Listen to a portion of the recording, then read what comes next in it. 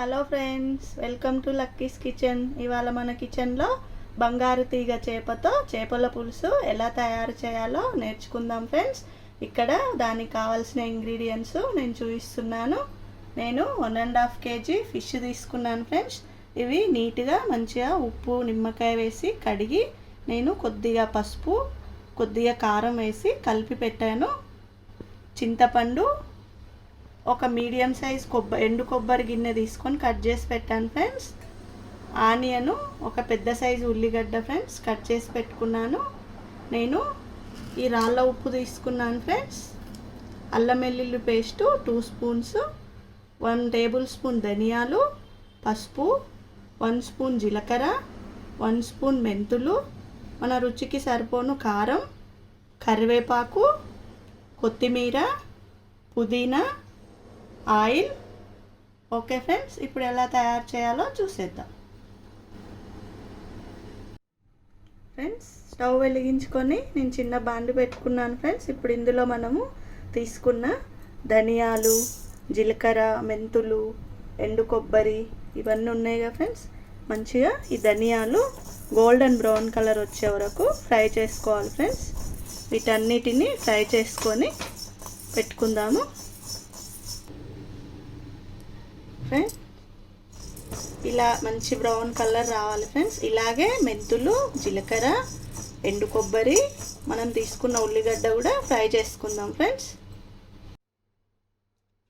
మనం ఇవన్నీ మంచిగా ఫ్రై చేసుకున్నాం కదా ఫ్రెండ్స్. ధనియాలు, జీలకర్ర, మెంతులు, ఉల్లిగడ్డ మంచి బ్రౌన్ కలర్ వచ్చే వరకు ఫ్రై చేసుకున్నాం ఫ్రెండ్స్. ఆయిల్ వేయలే ఫ్రెండ్స్, మామూలుగా ఫ్రై చేసుకోవాలి.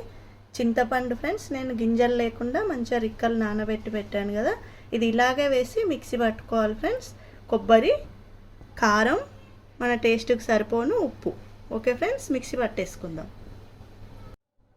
ఫ్రెండ్స్. ఈ విధంగా ఇందాక చూపించినవన్నీ వేసి ఇందులో మిక్సీ పట్టుకున్నాను ఫ్రెండ్స్. ఇప్పుడు మనము స్టవ్ దగ్గరికి వెళ్ళి మనము కర్రీ ఎలా చేయాలో చూసేద్దాం ఫ్రెండ్స్. స్టవ్ వెలిగించుకొని గిన్నె పెట్టుకున్నాను ఫ్రెండ్స్. నేను ఇప్పుడు 3 స్పూన్స్ ఆయిల్ వేసుకుంటున్నాను.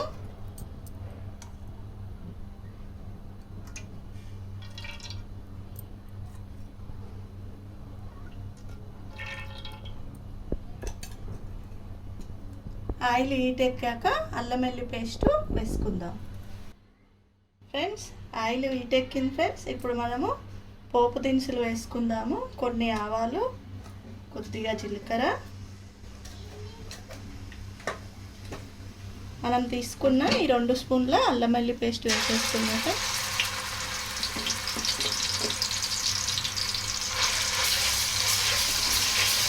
ఇది మంచి కలర్ రావాలి ఫ్రెండ్స్. ఇలా మంచి కలర్ వచ్చాక మనము కరివేపాకు వేసుకుందాం ఫ్రెండ్స్.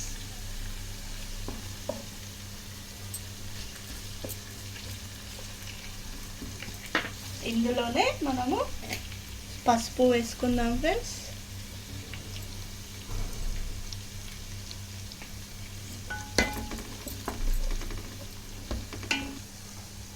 ఇలా అంతా ఒకసారి కలియబెట్టుకొని ఫ్రెండ్స్ మనం చేసుకున్న పేస్ట్ ఏదైతే ఉందో ఇందులో వేసేసుకుందాం.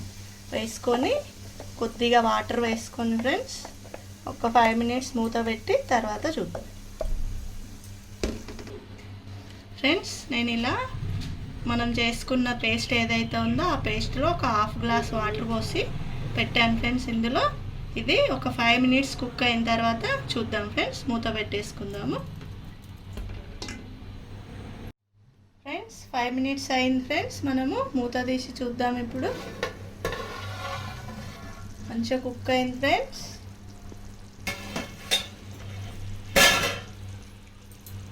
చూడండి, ఆయిల్ కూడా మంచిగా పైకి వచ్చింది కుక్ అయ్యి. దీన్ని ఒకసారి మనం కలుపుకొని ఇప్పుడు ఇంకొక 1 మినిట్ ఉంచుదాం ఫ్రెండ్స్. ఇలాగే తర్వాత ఫిష్ ముక్కలు వేసేసుకుందాం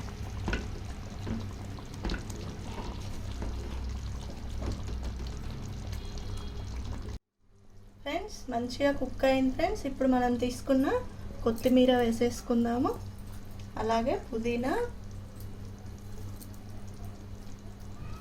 ఒకసారి మంచిగా కలియబెట్టి ఇప్పుడు మనం తీసుకున్న ఫిష్ ముక్కలు ఇందులో వేసేసుకుందాము.